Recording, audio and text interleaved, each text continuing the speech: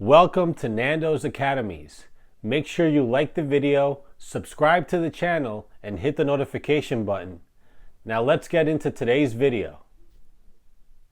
Alright guys, so today we're going to be doing multiplication with whole numbers. And what multiplication is really known as is repeated addition. Alright guys, so let's get into a more in-depth view of multiplication using the example we have here in front of us. So we have 8 plus 8 plus 8 plus 8. The number of addends is 4 because we have 4 eighths. And we multiply by 8 because each of the addends is 8. So we do 4 times 8, which is equal to 32. Both 4 and 8 are considered factors, and 32 is the product. The answer of a multiplication problem is always a product. So this situation is going to be huge because it's going to break down addition so much better for you. Why repeatedly add versus multiply? It's going to cut down the time, the possible mistakes, and the frustration of adding 8 over and over and over again. Disregarding this example for just 1 second, think about this. What if you had 8 plus 8 plus 8 plus 8 on and on and on and on again, written about 50 times? So if you didn't have multiplication, what would you do? You would have to add 8 over and over and over again 50 times. It's very tedious. Again, it could cause a mistake, and it just takes so much time. So why not cut down the time and the mistakes by just simply multiplying? In that situation, you would multiply 8 by 50. So that's why in this situation we had 4 eighths right here in front of you, and we multiplied 4 by 8 to cut it down. That's what multiplication will do for you. Alright guys, so we're going to get into notations of multiplication. And what this is showing you different ways that you multiply. And we're going to carry on from the previous example using the same numbers of 4 and 8 to show you just that. And we first have 4 times 8 with the x showing us that we're multiplying. Or we have 4 times 8 with the dot showing us that we're multiplying. Or we have 4 times 8 with the 8 in the parentheses and 4 on the outside in the parentheses. That shows that you're multiplying. Or we have 4 times 8 using both 4 and 8 in the parentheses to show that you're multiplying.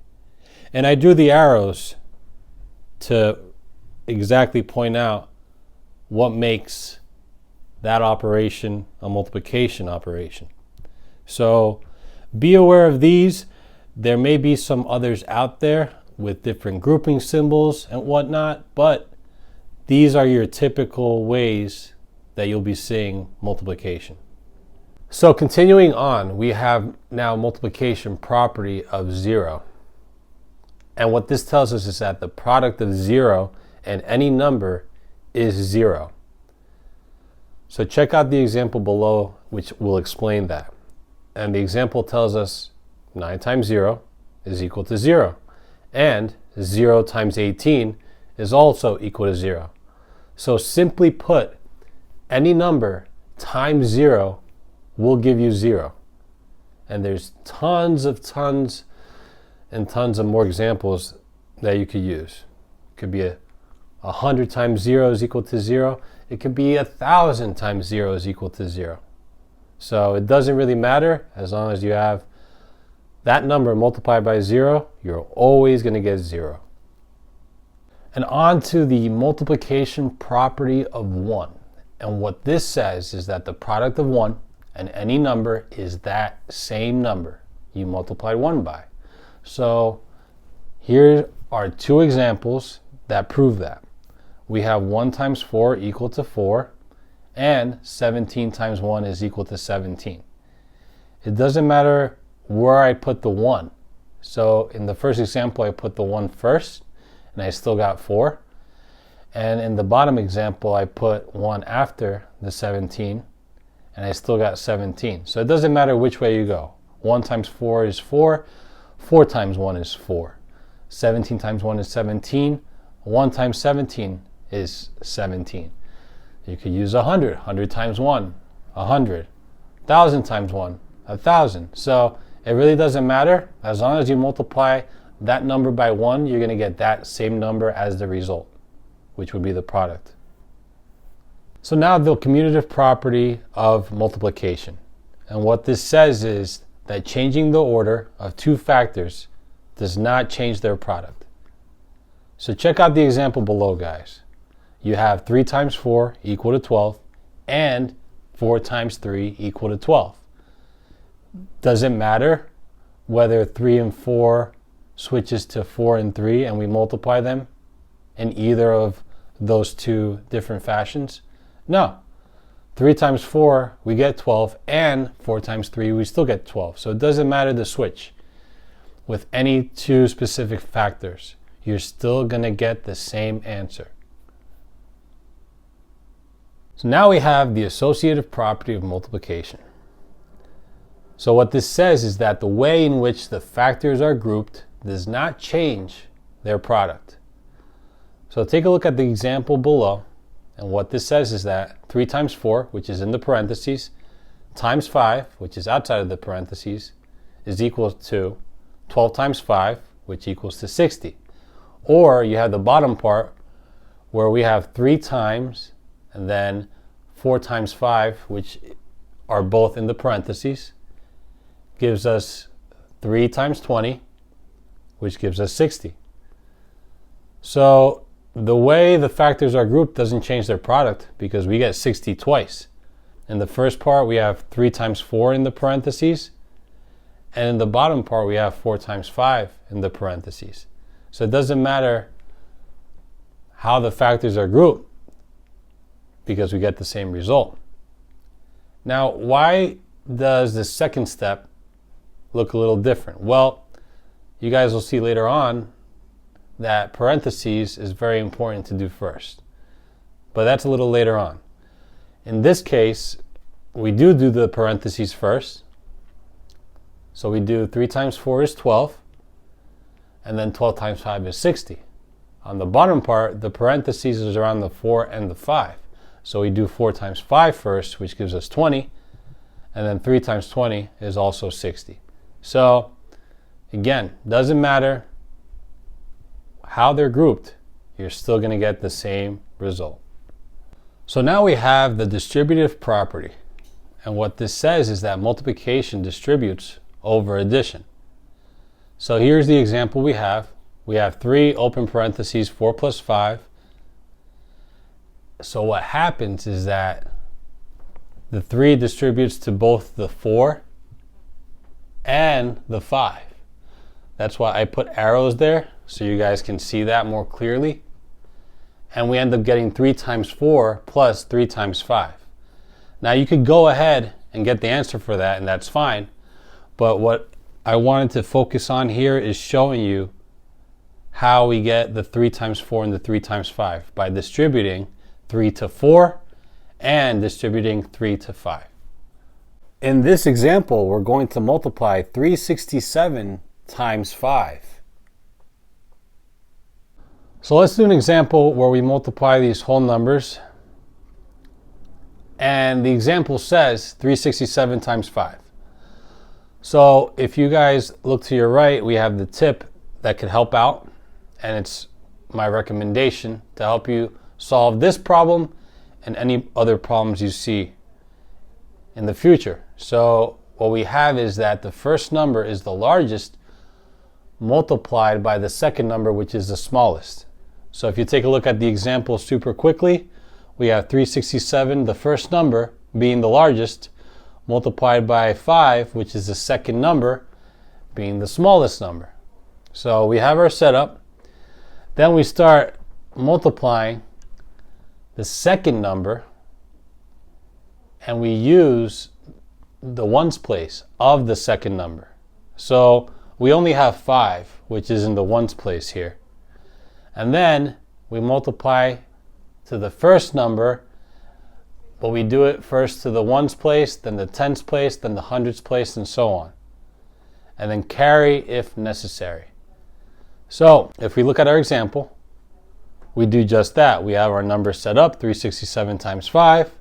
We have 7 times 5. Bring down the 5, carry the 3, because 7 times 5 is 35. Then we do 6 times 5, which is 30, but we add the 3, so that's going to give us 33. So we drop the 3, carry the other 3, and then we have 3 times 5 is 15, plus 3 is 18. Bring down the 18, and we have our answer of 1,835. And that's really all you have to do.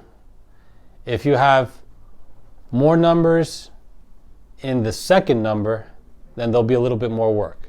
We'll get to that in the next example. In this example, we're going to multiply 7,634 times 214. Let's multiply 7,634 times 214. First, let's start with this tip. Let's begin by multiplying the ones place of the second number to the ones, tens, hundreds, etc. of the first number. Once you move to the tens place of the second number, use a 0 as a placeholder for the addition portion of the problem. And when you move to the hundreds place in the second number, use 2 zeros as placeholders, and on and on. So we multiply this number out. We start with 4 times 4, which is 16, carry the 1. We circle the 1 there. Then 3 times 4 is 12, plus 1 is 13, carry the 1. We circle that. 6 times 4 is 24, plus 1 is 25, carry the 2, circle that. 7 times 4 is 28, plus 2 is 30. Now we go on to the 1.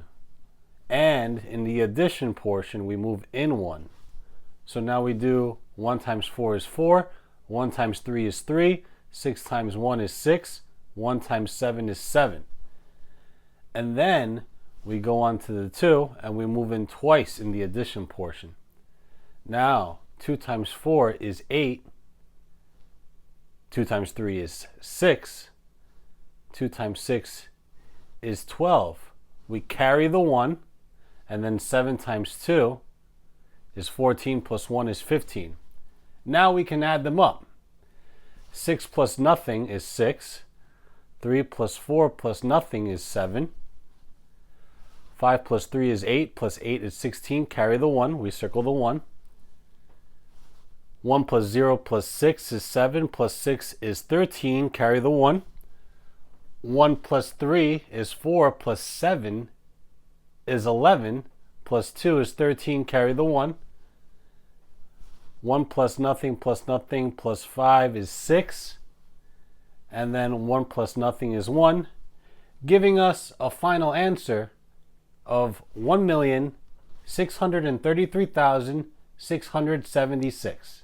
On a side note, the tip discussed using 0 as a placeholder in the addition portion. Well, we use arrows here, and that indicates the same thing. You could put zeros in, or you can put an arrow in. I decided to go with the arrow. But I didn't want anybody to be confused. The arrow and the 0 mean the same thing. We still had 6 plus 0 plus 0, and here we had 3 plus 4 plus 0. Let's discuss multiplying by whole numbers when they end in 0. And here's a tip. Count the zeros when you multiply by whole numbers that end in 0. So let's go through the shortcut method. We have 3 times 10 is 30, 3 times 100 is 300, and 3 times 1,000 is 3,000. You can do it this way. You can say that 3 times 1 is 3, and because we have 10, which has 1 0, we put a 0 in, which would make it 30. For the next one, 3 times 1 is 3, but since we have 2 zeros, we put 2 zeros in, and that'll make it 300. And 3 times 1 is 3, But since 1,000 has 3 zeros, we put in 3 zeros, which would give us 3,000. So that's a nice and easy shortcut. Now here's an example. We have 50 times 900. So what do we have? We have two numbers with a total of 3 zeros. We have 1 0 on the 50, 2 zeros on the 900. Then we can do 5 times 9. So 5 times 9 is 45. And then we add the zeros. So we have 45 and then 1, 2, 3 zeros, which gives us 45,000 after multiplying 50 times 900. So the final answer is 45,000. To conclude, take advantage of the shortcut method when multiplying by whole numbers when they end in 0. Alright guys, that's it for today's video. I hope you enjoyed it. Make sure you like the video, subscribe to the channel, and hit the notification button. Thank you for watching Nando's Academies, and until next time, peace!